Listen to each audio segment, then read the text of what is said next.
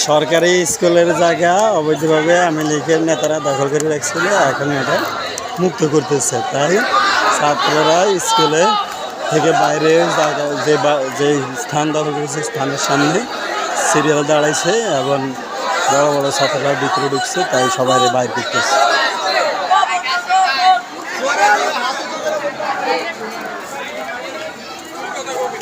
এদের ক্যাম্পাস ছিল, ছাত্রদের ক্যাম্পাস ছিল, এখানে ক্যাম্পাসটা দখল করে রেখেছে।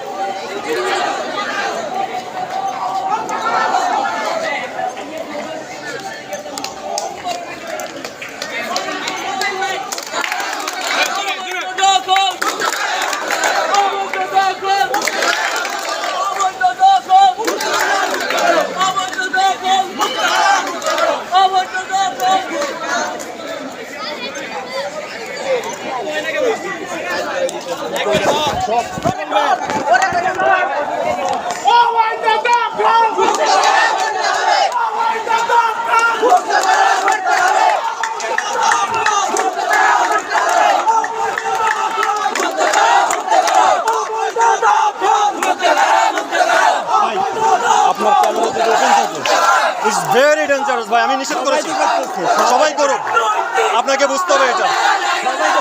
ঠিক আছে, আপনি আসেন।